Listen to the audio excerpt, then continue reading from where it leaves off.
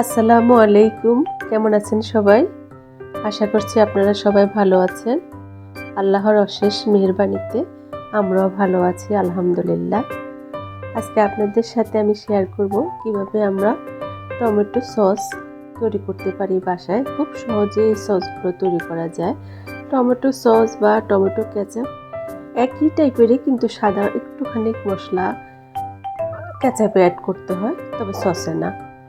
আমি আজকে এখানে আপনাদের সাথে যেটা শেয়ার করবো সেটা হলো টমেটো। নর্মালি যে চায়না টমেটোগুলো আমাদের দেশে পাওয়া যায় ওগুলো, তবে দেশি টমেটো দিয়ে যদি সসটা তৈরি করা হয় তাহলে এটাতে বিচি এবং পানির পরিমাণটা বেশি থাকে, পিউরিটা কম হয়।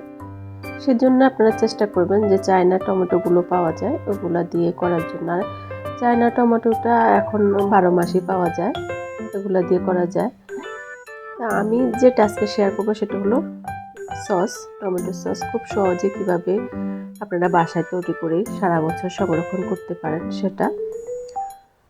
আমি এখানে 4 কেজির মতো টমেটো নিয়েছি। এই যে এগুলো চায়না টমেটো, এগুলা দেখুন, এগুলাতে কোনো আঁশ নেই, এগুলো হলো চায়না টমেটো। এগুলা অ্যাভেলেবেল সারা বছরে পাওয়া যায়, তবে এখন যেটা পাওয়া যায় সেটা ফ্রোজেন করার না, এগুলা ভালোগুলাই। সারা বছর যেগুলা পাওয়া যায় ওগুলা ফ্রোজেনের মধ্যে বেশিরভাগ থাকে। এই টমেটোগুলো এনে এখানে 4 কেজি, তো এখানে আমি খুব ভালো করে ধুয়ে এগুলাকে পানি ঝরানোর জন্য রেখে দিয়েছি। পানি ঝরানোর পরে এগুলাকে আমি কেটে নেব 4 টুকরো 6 টুকরো, যে যেভাবে কেটে নেয় এটা সিদ্ধ হওয়ার জন্য কেটে নিতে হবে। আর টমেটো কালারের জন্য টমেটোটা যত বেশি লাল হবে সস বা কেচাপের জন্য তত ভালো। কৃত্রিম রং দেওয়ার কোনো প্রয়োজন নাই।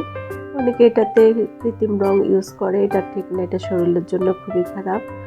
আবার অনেকে বিট ইউজ করে, বিটটাও দেওয়া উচিত না। যেটা স্বাদ, যেটা বিটের সাথে এটা দিতে গেলে বিটের একটা আলাদা গ্রান আছে, ওটা লেগে যায়, ওটা ভালো লাগে না। আমি যেটা তৈরি করেছি এখানে লাল টকটকা যে টমেটোগুলো সেগুলোকে আমি নিয়েছি। এখানে দেখুন আমি কেটে নিয়েছি, এগুলো 4 টুকরো 6 টুকরো, বড়গুলোকে 6 টুকরো আর ছোটোগুলোকে 4 টুকরো, বা যে এরকমই পিস করে নিলেই হয়। আর এখানে আমি 4 কেজির জন্য হাফ কাপের মতো এখানে পানি ইউজ করেছি। পানিটা দিলে হয় সুবিধা হয় যে নিচে লেগে যাওয়ার ভয় থাকে না, কারণ প্রথমে তো এটা থেকে টমেটো থেকে পানি বের হবে না। সেজন্য আগে অল্প একটু পানি দিয়ে তারপরে মিডিয়াম টু লো হিটে আপনার এই রান্নাটা করতে হবে, মানে সিদ্ধ করতে হবে। একটা ঢাকনা দিয়ে দিলাম, এটা সিদ্ধ হতে থাকবে। এখানে আমি অন্য কোনো কিছু ইউজ করব না। আর এটাতে এখন কোনো কিছু না, আমি যখন পিউরিটা বের করে নেব তারপরে সব কিছু ইউজ করবো। এটা শুধু অল্প একটু পানি আর দিয়ে এটা সিদ্ধ করতে হবে। আমি 5-6 মিনিট পর পর এটাকে একটু নেড়ে দিই, কারণ নিচে লেগে যাওয়ার ভয় থাকে। আপনাদের কাছে যদি ননস্টিকের পাতিল থাকে বড়, ওগুলোতে সিদ্ধ করলে আর এই ভয়টা থাকে না। আমি সেই পাতিলগুলো ইউজ করতে চাই না, কারণ আমার কাছে ওই পাতিলগুলো স্বাস্থ্যসম্মত মনে হয় না। তা আমি সবসময় চেষ্টা করি অ্যালুমিনিয়ামের জিনিসে রান্না করতে বা এগুলো করতে, এগুলো ভালো লাগে আমার কাছে। এখানে 5-6 মিনিট পর পর এটা নাড়তে হবে। আর অবশ্যই খেয়াল রাখবেন যেন নিচে লেগে না যায়। নিচে লেগে গেলে এইটা স্বাদটা থাকবে না, এটা একটা পোড়া পোড়া গ্রান হবে, সসের মতো গ্রানটা ভালো লাগবে না, বা সস নষ্ট হয়ে যাওয়ার সম্ভাবনা খুব বেশি থাকে। আর যে কোনো জিনিস খুব সুন্দর করে তৈরি করতে হলে এটার পিছনে সময় দিতে হয়, মনোযোগ দিতে হয়।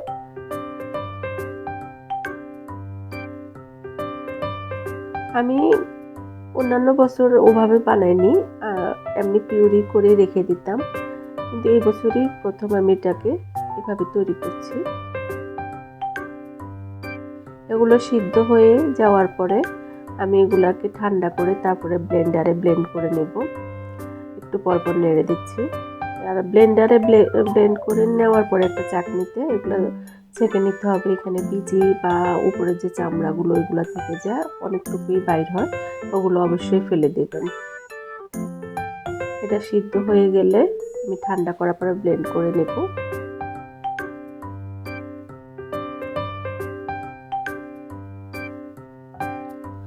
আর কেচাপের জন্য আপনারা এই যে এইভাবে জিনিস, মানে কেচাপটাও ঠিক এইরকমই, শুধু এটাতে এক্সট্রা কিছু মশলা অ্যাড করতে হয়। যেমন অনেকে এটাতে রসুন আদা এগুলো টমেটো সেদ্ধর মধ্যেও দিয়ে দেয়। আর মানে 1 কেজিতে 1 চা চামচের মতো তেল ইউজ করতে হয়, ওই অনুযায়ী তেল ইউজ করতে, কিন্তু টমেটো সসে এই মশলাগুলো দিতে হয় না। আর টমেটো আমার কাছে কেন যেন মনে হয় কেচাপ থেকে টমেটো সসটাই বেশি দিনটা বাইরে রাখা যায় বা ভালো থাকে, কারণ এটাতে আমরা ভিনিগার ইউজ করি সেজন্য। এই যে একটু পরে পরে নেড়ে দিচ্ছি।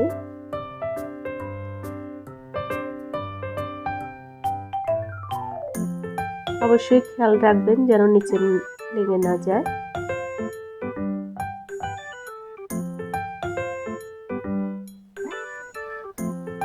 আর সামনে রোজার প্রস্তুতি নিচ্ছি, সবাই আমরা কে কেমন ভাবে নিচ্ছেন।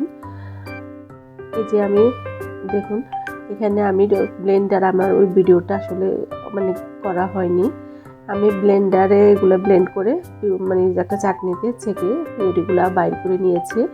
এখানে আমি 4 কেজির মধ্যে লবণটা স্বাদ অনুযায়ী, চিনি 1/2 কাপের মতো দিয়েছি। আর মরিচের গুঁড়াটা ঝালটা যে যেরকম পছন্দ করেন, আমি 2 চা চামচ মরিচ দিয়েছি, কারণ আমার বাসায় মরিচটা বেশি পরিমাণে খাওয়া হয় সেজন্যই। আমার তাই বলে কি একদম ঝাল সেটা না। আর এখানে আমি অল্প কিছু তেঁতুলকে এগুলোকে পানিতে ভিজিয়ে একটু কাঠটা বের করে নিয়ে এটা দিয়ে দিলাম, এটা টকের জন্য, কারণ এই টমেটোগুলো একটু মিষ্টি জাতীয় হয়, একটু তেঁতুলের টক দিলে খেতে বেশি ভালো লাগে। এগুলো দিয়ে অনবরত নাড়তে হবে, এটা নাড়াটা বন্ধ করা যাবে না, অবশ্যই খেয়াল রাখবেন, কারণ এই পিউরিটা দেওয়ার পরে না নাড়লে দেখা গিয়েছে যে নিচে লেগে যায় আর উপরে পড়ে বা গায়ে ছিটা পড়ে, গায়ে লাগতে পারে। এটা অনবরত নাড়তে থাকলে আর গায়ে পড়ার ভয় থাকে না, একটু পরপরই নাড়তে হবে।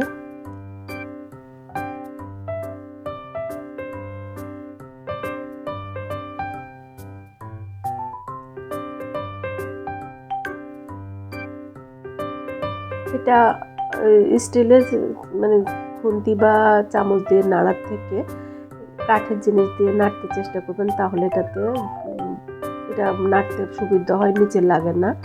আর এই যে আমি পানির মতো যেটা দিলাম এটা ভিনেগার, আমি এখানে 4 কেজির জন্য 4 কেজির জন্য 4 টেবিল চামচের মতো ভিনেগার ইউজ করেছি, 4 টেবিল স্পুন এটা ইউজ করেছি। এটা দিয়ে আবার অনবরত নাড়তেছি। প্রতি কেজিতে 1 টেবিল স্পুন করে ভিনেগার ইউজ করবেন টমেটো সসে, তাহলে এটা ভালো থাকবে। মানে ফ্রিজে সংরক্ষণ না করে যদি বাইরে রাখেন, এটা 1 বছর পর্যন্ত ভালো থাকবে।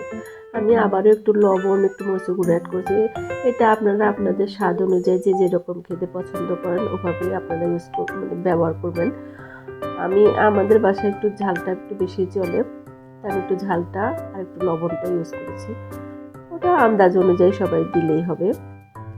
এটাকে দেখুন একটা প্লেটে নিয়ে নিলাম, দেখেন অনেক পাতলা, এটা এখনো হয়নি। এটার পরে আমি এটাকে ইউজ করব, যে জিনিসটা সেটা দেখাচ্ছি। এই জিনিসটা ইউজ করলে, আর টমেটোর উপরে আমরা যখন ফ্রিজে সংরক্ষণ করি বা বাইরে রাখি পানি জমে যায়। তবে আমি এখন যেটা ইউজ করব এটা হলো কর্নফ্লাওয়ার। আমি এখানে 4 কেজির জন্য ইউজ করব 4 টেবিল স্পুন কর্নফ্লাওয়ারটা, সরি 4 চা চামচ কর্নফ্লাওয়ার, মানে 2 টেবিল স্পুন কর্নফ্লাওয়ারটা ইউজ করলে তাহলে আর উপরে পানিটা থাকে না আর পানিটা জমে না। এটা অনবরত নাড়তেছি, এটা যখন ঘন হয়ে আসবে তখন আমি কর্নফ্লাওয়ারটা ইউজ করব, সেটা আপনাদের দেখিয়ে দেব। এই যে এখানে 4 চা চামচ মানে 2 টেবিল স্পুন আমি এখানে কর্নফ্লাওয়ার ইউজ করেছি। কর্নফ্লাওয়ারটা আমি আগে এই জিনিসটা জানতাম না, আমি একজনের ভিডিও থেকে আমি দেখে এটা বুঝলাম যে হ্যাঁ এই জন্যই পানি জমে না, আসলে সত্যি পানি জমে না। এই দেখুন এখনও কিন্তু হয়নি, আর একটু হবে। অবশ্যই প্লেটে নিয়ে দেখলে বুঝবেন যে সসের আকারটা কেমন হয়। ব্যাপারটা শুকনা প্লেটে নিয়ে একটু ধরলে বোঝা যায়। হয়ে আসতেছে, আর বেশিক্ষণ লাগবে না। আমি কর্নফ্লাওয়ারটা দেওয়ার পরে 4-5 মিনিট ফুটিয়ে নিয়েছি, তারপরে ঠান্ডা হয়ে যাওয়ার পরে আমি বোতলে ভরবো। আমি যে ভুলটা করেছি এটা আপনারা অবশ্যই করবেন না। এই দেখুন আমি আসলে কাজের অনেক বেশি চাপ ছিল, আমার আর মনে নেই, যে এটাকে একটু পরে পরে নেড়ে দিলে উপরে যে সরটা সেটা বসে না। তা আমার এইটা ভুল হয়েছে। আপনারা অবশ্যই যখন রান্না শেষ হয়ে যাবে এটা পাতিল থেকে বের করে পাতিলে মানে রান্না শেষ হয়ে যাওয়ার পরে একটু পরে পরে নেড়ে দিবেন, তাহলে আর এটা বসে যাবে না, উপরে সরটা পড়বে না। আমার এইটা ভুল হয়েছে। আমার এই জিনিসটা আমার আসলে খেয়ালে ছিল না যে নাড়তে হবে বারবার, মনে ছিল না জিনিসটা। আমি এই যে এগুলো শুকনো বোতলে সংরক্ষণ করব, এরপরে 1 বছর পর্যন্ত ভালো থাকে, যতদিন মানে রাখা যায়। বা বাচ্চারা তো এই সসটা তো সবার বাসায় খুব বেশি খাওয়া হয়, বিশেষ করে যাদের বাসায় বাচ্চারা আছে তারা বুঝে যে জিনিসটা খাওয়া হয় বেশি।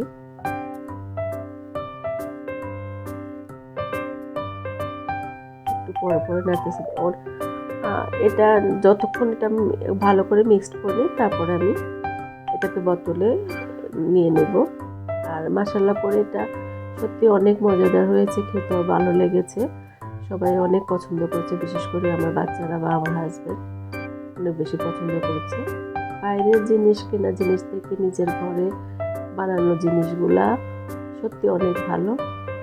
এগুলা নিজেরা বানানোই দরকার। বাসাতে বাইরের জিনিসগুলোতে তো অনেক ধরনের কেমিক্যাল মিক্সড থাকে, বা সম্পূর্ণ কি টমেটো কিনা সেটাও তো আমরা জানি না।